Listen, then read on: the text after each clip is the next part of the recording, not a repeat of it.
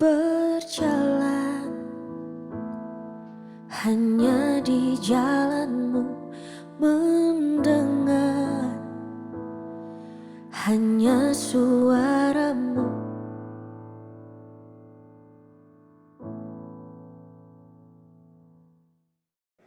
Puji Tuhan, haleluya. Kembali kita berjumpa di dalam renungan Sosanim. Pada kesempatan malam hari ini, renungan kita akan saya ambil di dalam kitab Amsal pasal yang ke-21, ayat 1 sampai dengan ayat yang ke-31. Namun ayat-ayat tertentu saja yang akan kita lihat dan kita pelajari bersama. Kita langsung saja melihat Alkitab kita masing-masing, dan saya akan membacakan ayat-ayat tertentunya. Amsal pasal 21 ayat 1 sampai dengan 31, itulah bahan renungan kita pada malam hari ini. Ayat 1. Hati raja seperti batang air di dalam tangan Tuhan, dialirkannya ke mana ia ingini. Setiap jalan orang adalah lurus menurut pandangannya sendiri, tetapi Tuhanlah yang menguji hati. Ayat 3. Melakukan kebenaran dan keadilan lebih dikenan Tuhan daripada korban. Nah, saudara yang dikasihi Tuhan, renungan ini saya memberikan tema selamat berbahagia atau berbahagialah hati yang dikuatkan oleh hikmat Tuhan. Jadi berbahagialah hati yang dikuatkan oleh hikmat Tuhan. Nah, hati yang dikuatkan oleh hikmat Tuhan, ciri-cirinya yang pertama adalah dia selalu melakukan kebenaran. Pada ayat yang ketiga, ya, dia selalu melakukan kebenaran dan keadilan.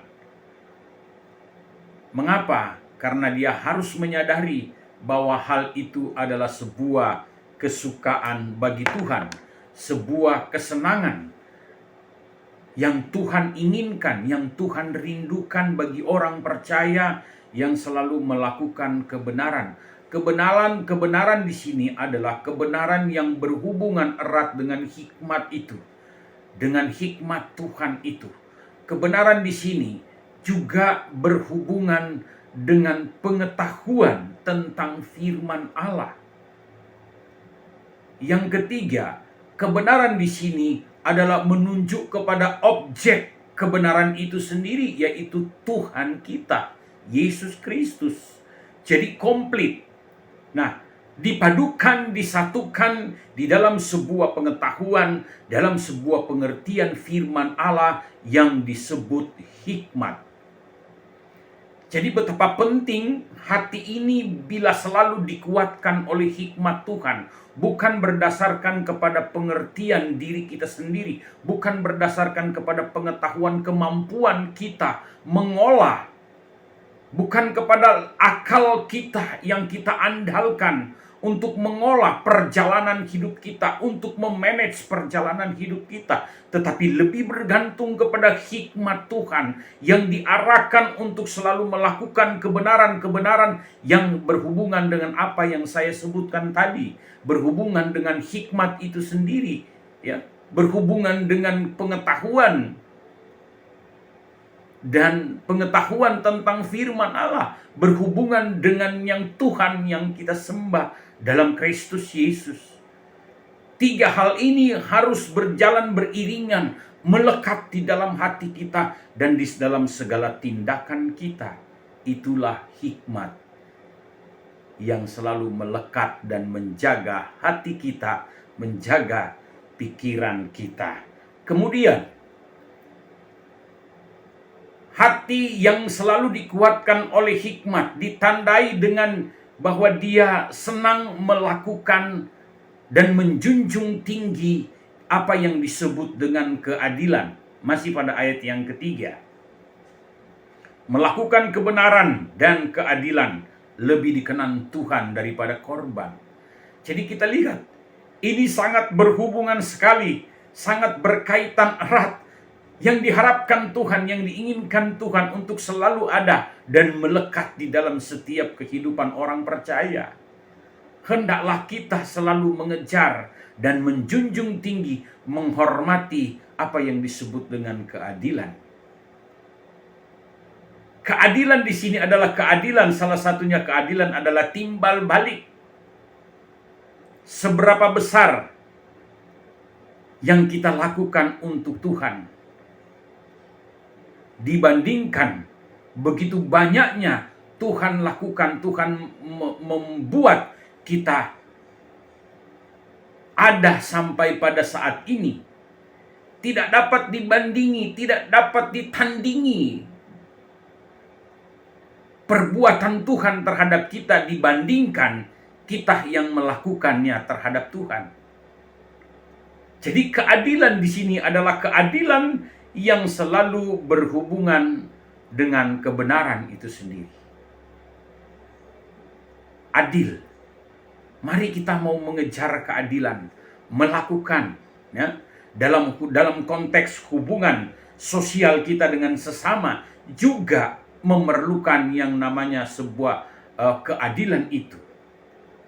Dan keadilan yang dalam perspektif ini adalah tentunya keadilan yang menjadi kesukaan Tuhan. Dan secara otomatis juga itu akan menjadi kesukaan kita. Karena itu adalah hal yang dikenan Tuhan, hal yang diinginkan oleh Tuhan, keadilan. Nah, jadi baik kebenaran maupun keadilan itu adalah sebuah kesukaan besar bagi Tuhan. Sebuah kesukaan bagi kita jika kita melakukannya. Sudah tercatat di dalam ayatnya yang ke-15. Ya, kita lihat ayat yang ke-15. Melakukan keadilan adalah kesukaan bagi orang benar. Siapa orang benar di sini? Orang benar di sini adalah orang yang telah mendapat, yang telah dituntun oleh Tuhan. Ya, orang yang telah mendapatkan hikmat, orang yang telah dikuatkan oleh hikmat, orang yang telah mendapatkan pencerahan oleh firman Allah, oleh pengetahuan tentang firman Allah, oleh Tuhan itu sendiri, dan yang saat ini adalah oleh kuasa Roh Kudus yang selalu mengarahkan hidup kita. Jadi kita lihat adalah sebuah kesukaan baik untuk Tuhan, tetapi juga untuk saudara dan saya. Yang berikut, saudara yang dikasihi Tuhan. Hati yang selalu dikuatkan oleh hikmat adalah mereka yang selalu tidak pernah bosan, tidak pernah jenuh untuk menerapkan apa yang disebut dengan kasih. Karena dengan melakukan dan dengan menerapkan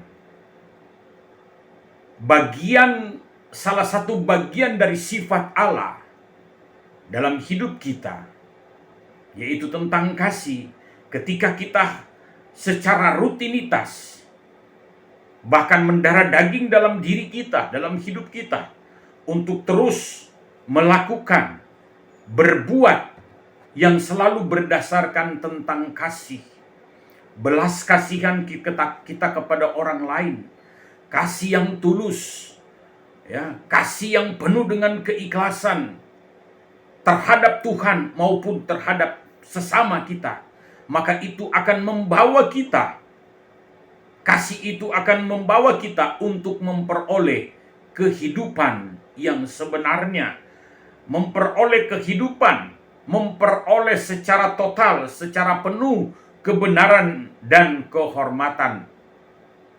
Tertulis dalam ayat 21. Jadi hati yang berbahagia yang dikuatkan oleh hikmat, ciri-cirinya adalah dia penuh kasih dan terus menerapkan kasih dalam perjalanan imannya di tengah-tengah dunia ini. Tidak pernah jenuh untuk melakukan, berbuat kebenaran, berbuat keadilan, kemudian yang selalu menerapkan kasih itu, baik terhadap Tuhannya maupun terhadap sesamanya.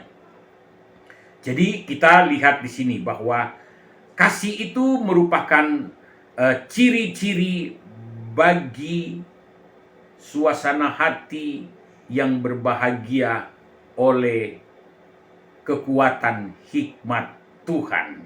Jadi seperti itu. Ciri yang berikut adalah hati yang berbahagia dikuatkan oleh hikmat adalah orang yang bijak.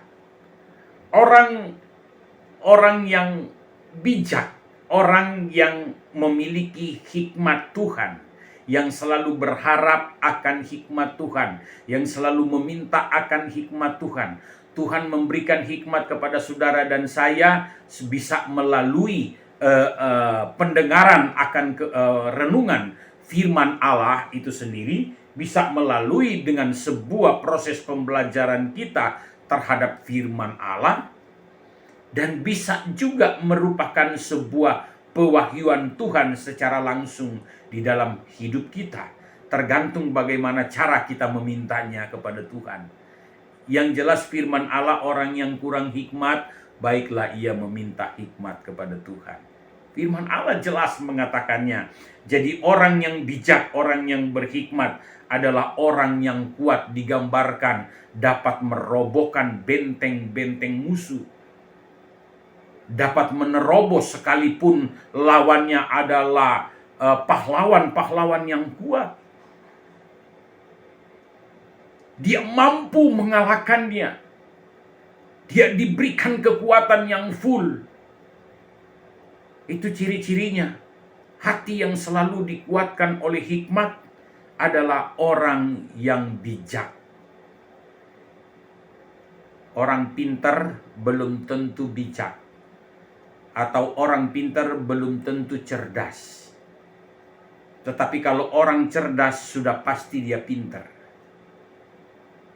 Orang yang cerdas belum tentu dia berhikmat.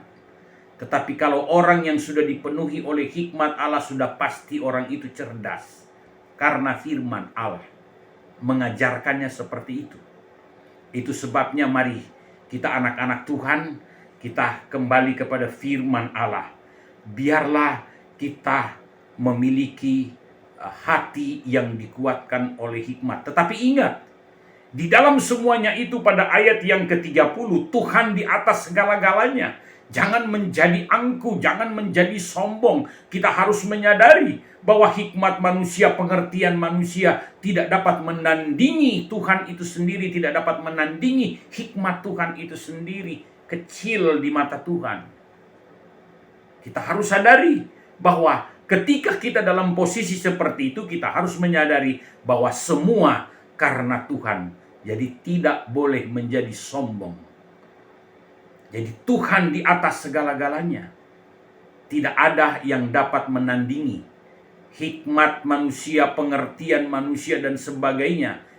Tidak dapat menandingi Tuhan. Tetapi biarlah Tuhan yang beracara untuk supaya hati kita selalu dikuatkan oleh hikmat. Dan berbahagialah saudara dan saya. Kita berdoa. Terima kasih Tuhan atas renungan firman-Mu yang datang kepada kami pada malam hari ini. Tuhan Yesus meteraikan menjadi remah dalam hati dan pikiran kami. Kami boleh dapat menyadari semuanya itu, dan Tuhan menolong, memberkati, menguatkan kami, jemaat Tuhan GPD Susanim. Kami semua kiranya diberkati oleh Tuhan. Terima kasih, kami berdoa dengan pengucapan syukur di dalam nama Tuhan Yesus Kristus. Haleluya. Amin. Puji Tuhan, terima kasih, Tuhan Yesus memberkati.